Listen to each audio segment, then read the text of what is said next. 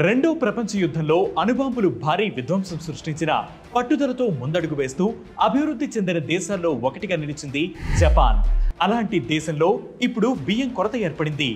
అభివృద్ధిలో పరుగులు పెడుతున్న జపాన్కు ఈ పరిస్థితి ఎందుకు ఏర్పడింది? ఈరోజు వెటి న్యూస్ ఎక్స్ప్లెయిన్స్ లో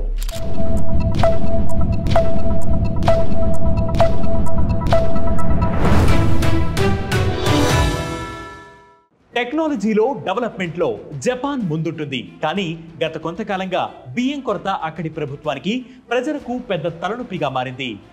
ఏ సూపర్ మార్కెట్లో చూసినా నో స్టాక్ బోర్డులే దర్శనమిస్తున్నాయి. ప్రతిరోజు స్టాక్ తెప్పించినా మధ్యాహ్నానికే ఖాళీ అయిపోతోందని సూపర్ మార్కెట్ నిర్వాహకులు చెబుతున్నారు. ఎన్ని పనులున్నా ఉదయం లేవగానే అక్కడి ప్రజలు బియ్యం కోసం క్యూ కడుతున్నారు. పరిస్థితి ఎంత దిగజారిపోయిందంటే ఒక కుటుంబానికి రోజుకు ఒక రైస్ బ్యాగ్ మాత్రమే అమ్మేలా రూల్స్ కూడా తీసుకువచ్చారు.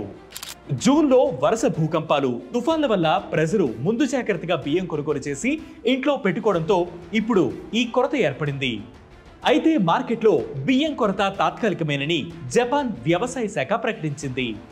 వరి సాగు విస్తీర్ణం గతంలో కంటే పెరిగిందని, సెప్టెంబర్లో మార్కెట్లోకి స్టాక్ వస్తుందని పేర్కొంది. అయితే ఇప్పుడు కొత్త స్టాక్ వచ్చిన తర్వాత కూడా పరిస్థితుల్లో ఎలాంటి మార్పులు రాలేదు. ఎందుకంటే అక్కడ డిమాండ్కు తగిన సప్లై లేదు కాబట్టి. దీనికి పలు కారణాలు ఉన్నాయి. ఒకటి, వాతావరణ ప్రతికూలతలు. 2023 సెప్టెంబర్లో జపాన్లో గత 100 ఏళ్లలో అత్యధిక ఉష్ణోగ్రతలు నమోదయ్యాయి. ఇది వరి సాగుపై తీవ్ర ప్రభావం చూపించింది. చేతికొచ్చిన పంటలో కూడా నాణ్యత లేదు. ఇక మరో కారణం టూరిస్టులు. 2024 తొలి 6 నెలల్లో దాదాపు 17.8 మిలియన్ల మంది పర్యాటకులు జపాన్కు వచ్చారు. కేవలం జూలై నెలలోనే 3.3 మిలియన్ల మంది సందర్శకులు దేశంలో పర్యటించారు. 2023 జూలై నుంచి 2024 జూన్ వరకు జపాన్కు వచ్చిన పర్యాటకులు 51,000 టన్నుల బియ్యాన్ని వినియోగించారని global food and agriculture bank Rabo bank senior విశ్లేషకుడు ఆస్కార్ ట్యాక్రా తెలిపారు. అంతకు ముందు ఏడాది ఆ సంఖ్య కేవలం 19,000 టన్నులు. ఇక జపాన్ అధికారిక విధానాలు కూడా ఈ సమస్యకు కారణమని కొందరు అభిప్రాయపడుతున్నారు.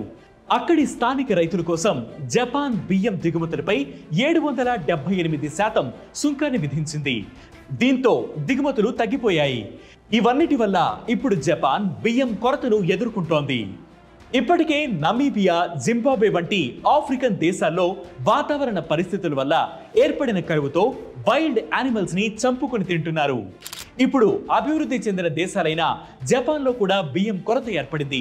కాబట్టి ఇప్పటికైనా మనిషి మేల్కొని పర్యావరణాన్ని కాపాడడం చాలా అవసరం.